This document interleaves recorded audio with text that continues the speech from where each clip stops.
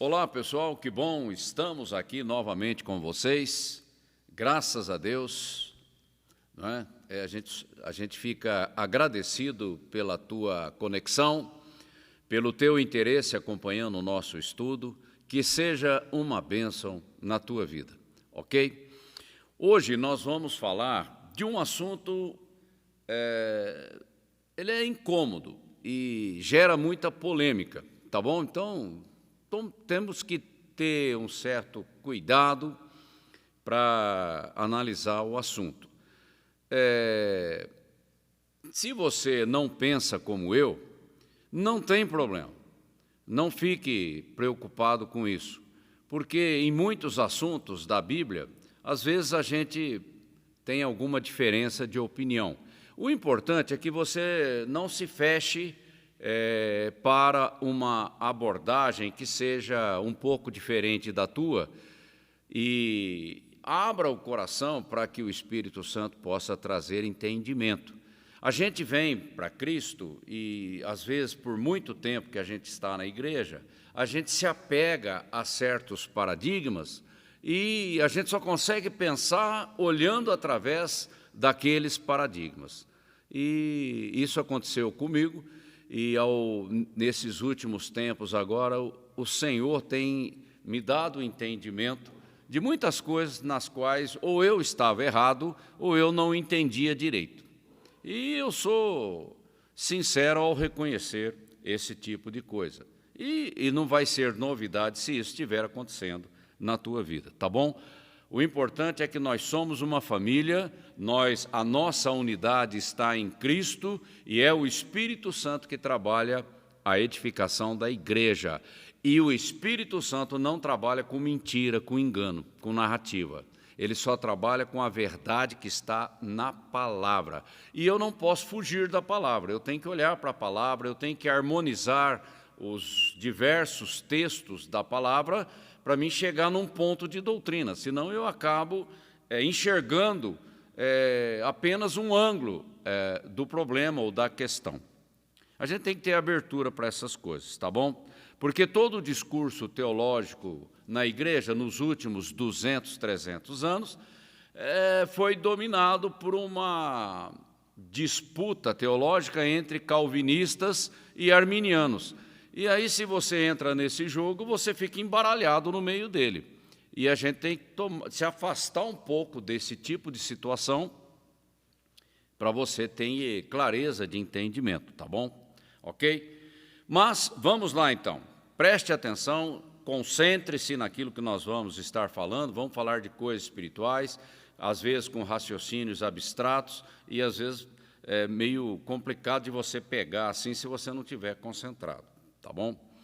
Nós vamos falar sobre deserção, o estágio final da transigência. Então, veja bem, deserção é aquele que se afasta de alguma coisa, é aquele que abandona alguma coisa ou posição.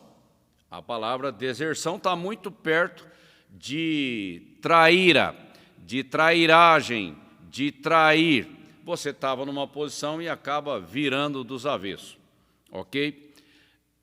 E transigência é um defeito de caráter. Por quê? Porque você é sempre susceptível a fazer acordo, a estabelecer uma conciliação, de contemporizar, e aí você vai se perdendo ao longo do caminho. Então, veja bem, uma atitude de transigência no meu coração me leva para o engano, me leva para a deserção. É uma coisa provocando outra, e a gente tem que prestar atenção nisso.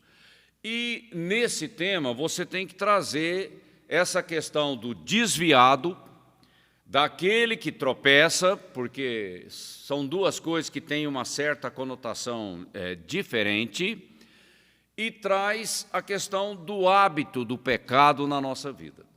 Olha aí, eu estou engrossando o caldo para melhorar a nossa reflexão. Pode ser que o nosso tempo estoure um pouquinho, como na semana passada, mas vale a pena a gente enfrentar o tema com clareza de entendimento. E eu trago outra coisa para engrossar mais o caldo, que é a diferença entre um adepto do cristianismo e um discípulo de Cristo. São coisas diferentes. Uma coisa é você ser simpatizante do Evangelho. Outra coisa é você render a sua vida a Cristo. São experiências diferentes, com frutos diferentes. Tá bom? E aí a questão do desigrejado, que se tornou estatisticamente uma coisa significativa no nosso tempo. Tem mais gente fora da igreja do que dentro da igreja. Ok? E aí nós trazemos a questão do desviado, daquele que está caído, daquele que se voltou para o mundo, mas também tem aquele que se volta para o espírito do mundo, permanecendo dentro da igreja. Você consegue perceber a complexidade do assunto? Então precisa tomar cuidado quando a gente vai trazer esse tipo de coisa, porque dependendo do viés que você pega, pronto, você segue uma trilha e as nuances, as sutilezas dessa realidade espiritual, você não percebe. Ok? E aqui a gente não pode ser legalista, também não pode ficar inventando coisa, a gente tem que tomar cuidado. Tá? Então é nesse sentido. Eu mesmo já estive desviado da igreja, por experiência própria, não preciso falar da vida de ninguém. Ok? E toda vez que você se desvia do Senhor, tem duas situações que você tem que diferenciar. Uma delas é se você nasceu de novo. Essa é uma pergunta subjetiva, individual, pessoal, que você deve fazer ao Senhor, colocando a tua vida lá no altar. E o Espírito Santo, a Bíblia garante que ele testemunha ao meu espírito que eu sou filho de Deus, porque é um ambiente de aliança, de intimidade, de novo nascimento, de nova criação. E Deus luta pela sua criação, a criação que Ele mesmo gerou. E Ele é fiel e poderoso para fazer isso. Essa é uma realidade. A outra realidade é quando eu nasci de novo e, por alguma distração, eu acabei tropeçando.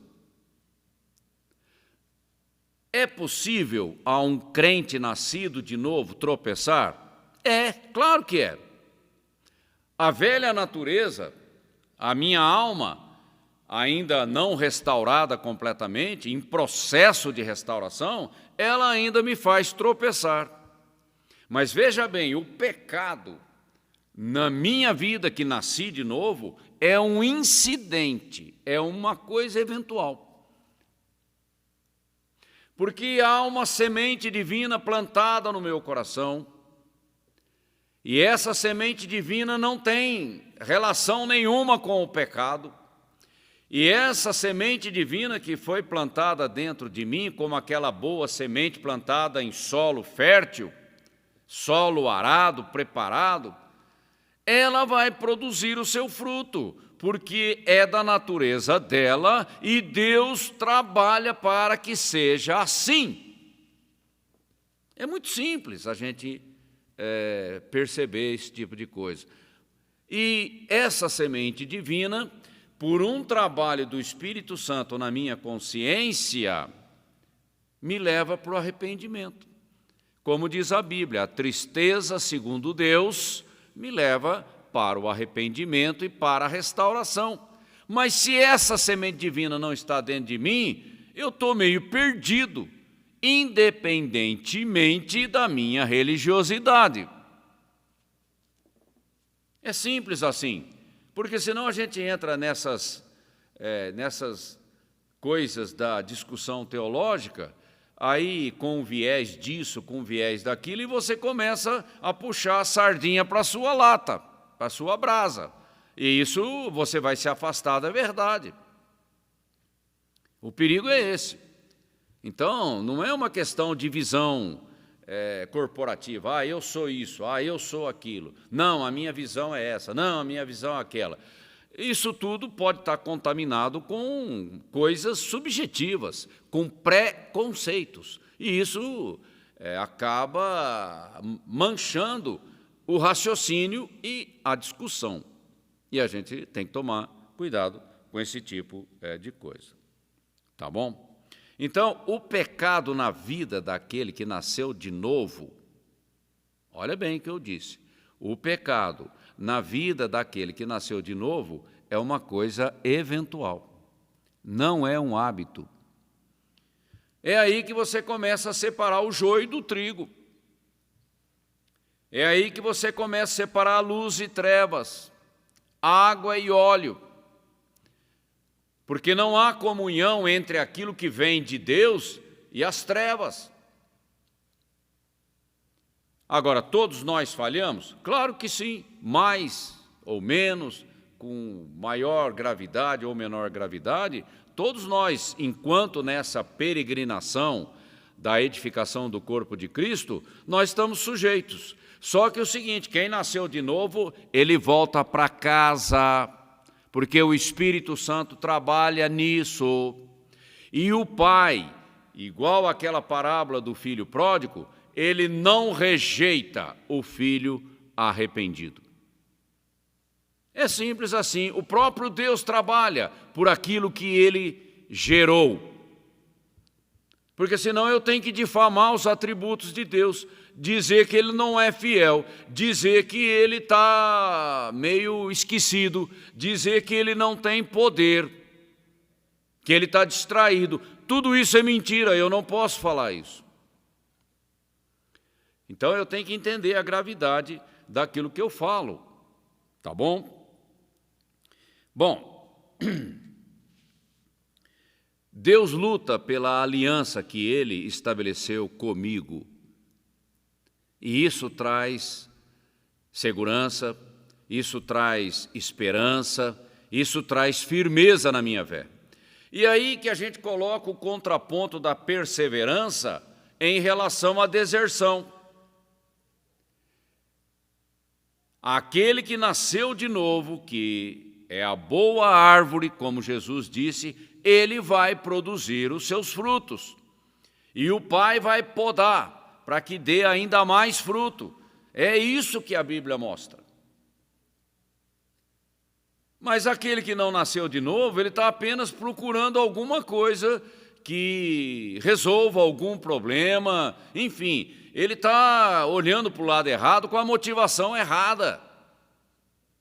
Porque para me aproximar de Deus eu tenho que reconhecer que eu sou um pecador e que eu preciso da graça. E a graça é o sacrifício de Jesus na cruz, não é uma religião.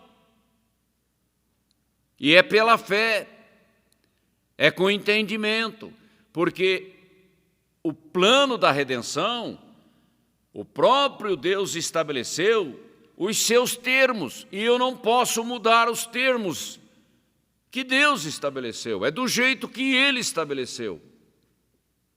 É assim que eu entro nesse mundo da graça e da fidelidade de Deus. E tudo coopera para o bem daqueles que amam a Deus. Sabe por quê? Porque Deus vai usar aquilo para te lixar, sabe? Para dar uma purificada. E é através da provação, é passando pelo deserto, é que Deus trabalha o nosso caráter. A fé, ela tem a natureza de perseverar, porque a fé está ligada à semente divina, o novo nascimento, a nova criação, é da natureza de Deus. Deus persevera o tempo todo, Ele não é infiel. É a mesma natureza que foi implantada em nós. Olha a história de Israel, e aqui na apostila ela é bem comentada. Deus estabeleceu uma aliança corporativa com Israel como nação, como povo. Mas os indivíduos pecaram contra ele. Ok? Mas ele não rejeitou a aliança que ele estabeleceu com os patriarcas. É a palavra empenhada do próprio Deus. Então, aqui nós vemos a história de Josias, que foi fiel ao Senhor, mas a geração que veio depois dele, não. Josias conhecia o Senhor pessoalmente, ele temia o Senhor, sim, mas a geração que veio depois dele, e eu estou falando dos seus filhos, não tiveram essa experiência. Então veja que a questão da salvação na minha vida é pessoal, não é uma herança automática, mecânica. Não, é sempre uma experiência pessoal minha com Deus, ok?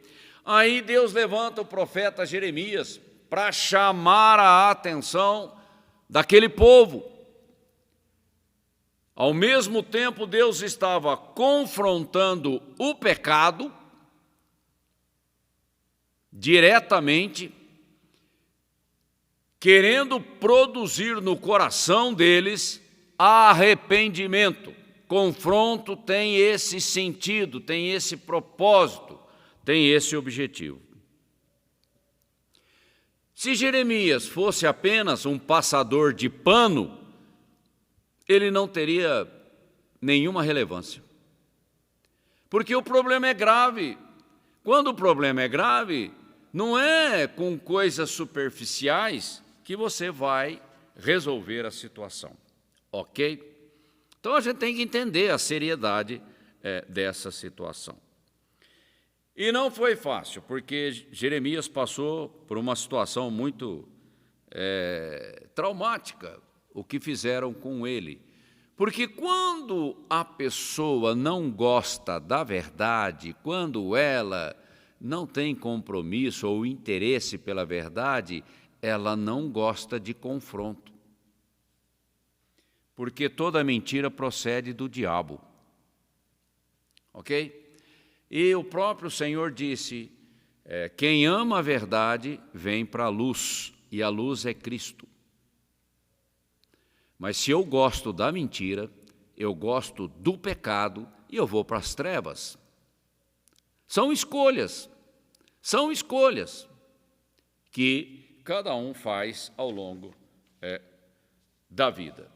Agora, quando a Bíblia traz a questão do joio e do trigo, a Bíblia mostra claramente que o joio sempre vai estar no meio do trigo. E o joio é uma semente estranha, semeada pelo inimigo, mas ele está ali. À primeira vista, olhando de maneira superficial, o joio se parece com o trigo, mas ele não é trigo. Ele se parece, mas ele não é. A Bíblia diz, estavam no nosso meio, tinha cara de crente, tinha um jeitão de crente, mas eles saíram para que ficasse demonstrado que eles não eram dos nossos. É João que fala isso lá na sua primeira epístola de João, capítulo 2, versículo 19. Quem não é, acaba saindo, e Deus usa o fogo da provação para expor o joio. É sempre assim. E não tem como amarrar o joio, impedir que ele esteja presente. Ele sempre vai estar presente. É lógico que tem um tempo determinado, quando tudo isso acaba. Mas enquanto nós estivermos na terra, nós passaremos por provações e o joio sempre vai estar presente, porque é uma maneira de Deus julgar o nosso coração. É simples assim, ok? E toda vez que a gente entra pelo caminho do engano, a porta larga do engano, da religiosidade, a gente vai acabar numa situação de prejuízo, uma situação desastrosa. Nós temos que tomar muito cuidado, porque há um tempo oportuno para que todos nós encontremos aquela atitude que Deus não rejeita, que é o arrependimento. Arrependimento para aquele que não nasceu de novo, arrependimento para aquele que, nascido de novo, tropeçou. O arrependimento está dos dois lados. E eu não posso ficar teimoso, querendo arrumar uma desculpa, uma justificativa, racionalizando, abraçando, inventando uma teologia liberal, permissiva, inclusiva, achando que isso vai resolver o problema do pecado na minha vida. Não vai. E vai ter consequências. Eu tenho que ter clareza de entendimento sobre isso. Rapidamente, vamos comentar aqui o processo da deserção, porque, na verdade, é um processo. Não existe deserção instantânea, assim, de uma hora para outra. É um processo que vai se avolumando e, por falta de gerenciamento, o processo acaba me derrubando, provocando uma queda na minha vida. Então, ela não é instantânea, automática. Ela vem lá de dentro, pensamentos, imaginações, motivações, interesses, e isso vai avolumando dentro de mim, e eu tenho que tomar cuidado. E é uma questão de natureza. Um coração cego, um coração endurecido, um coração duro, ele vai produzir os seus frutos. Então, é uma questão de natureza interna, e eu preciso pesar o meu coração para saber para onde que ele está me levando. Isso é o exercício da inteligência espiritual, do cuidado, da vigilância, da prudência. E isso leva tempo. E o diabo não perde a oportunidade para semear um engano na vida de qualquer pessoa. Ok? Então, vamos ter um pouco mais de percepção, de discernimento com relação a essas coisas. Se tem alguma intenção meia esquisita, ela tem que ser combatida imediatamente, porque ela vai me levar para o desastre. Não posso ser complacente com esse tipo de situação. Eu não posso ser tolerante com esse tipo de perigo. Ok? E o diabo sempre vai vir com aquele discurso atraente, sedutor, aquela narrativa bacana, e eu acabo entrando. Mas a responsabilidade de rejeitar a sutileza do diabo na minha vida, a responsabilidade é minha. É mais fácil se desviar numa época de bênção do que de provação, mas ela pode acontecer nas duas situações. Quando está tudo bem, olha, é muito fácil, por causa da soberba, do orgulho, da arrogância do meu coração, eu acabar me perdendo. É o que aconteceu com Davi. Mas também, numa hora difícil, eu posso me rebelar contra Deus. Em vez de entrar pela porta do arrependimento, eu entro pela porta do remorso, da amargura, da ira, da rebelião. É o que aconteceu na vida de Esaú. Então a gente tem que tomar cuidado, porque as duas situações são perigosas, mas com certeza épocas de muita prosperidade são épocas perigosas, tá bom? Então toma cuidado. A questão da liderança. A deserção, ela se torna muito fácil quando a liderança já desertou. Porque o líder, a liderança, Deus levanta para influenciar o rebanho. Se a liderança influencia para o mal, o líder cai e o rebanho cai junto. Então eu tenho que tomar cuidado com a liderança que eu sigo. Eu tenho que ter critério, eu tenho que ter parâmetros, eu tenho que ser sério, seletivo. Não é qualquer pastor, não é qualquer liderança, não é qualquer igreja. Eu tenho que pesar na balança a seriedade, a profundidade, o compromisso, a transparência dessas coisas, tá bom? Porque senão a gente acaba indo como manada. Manada fala de manipulação. O líder começa a desviar para a direita, você vai junto. Não, a responsabilidade do líder é muito grande e Deus vai cobrar isso, vai requerer isso, mas a responsabilidade da ovelha também Deus vai cobrar. Porque ninguém é obrigado a seguir ninguém. Tem um convencimento do Espírito Santo dentro de mim, tem o convencimento que vem da palavra, e eu tenho a responsabilidade de conhecer o meu Deus, para que ninguém me engane. Tá bom? Então, essa questão ela é muito importante. E outra coisa aqui, a deserção envolve duas situações que são pecaminosas: abandonar a Deus e procurar um substituto. Você tira Deus da jogada, da equação, e põe um outro no lugar. Isso é idolatria. E você vai acabar se perdendo nisso. Porque toda religiosidade acaba criando um substituto. Mas o substituto não é o verdadeiro.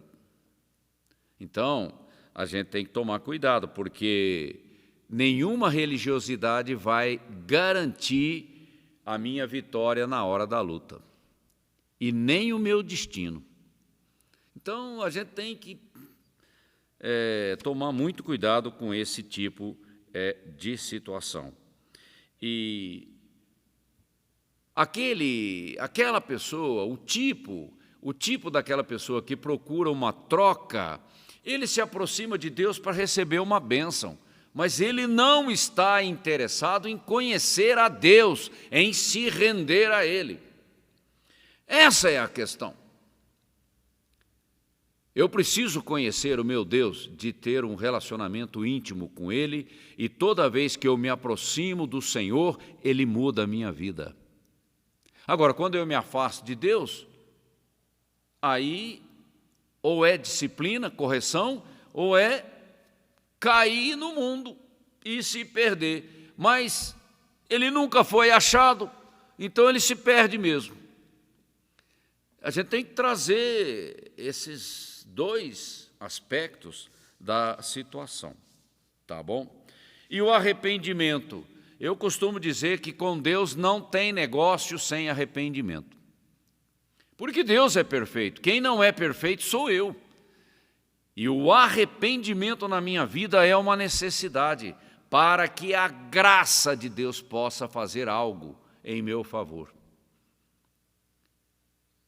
Essa é a maneira que Deus estabeleceu, e é assim que Ele trabalha. Não é do meu jeito, é do jeito dEle. E por último, caracterizando esse processo de deserção,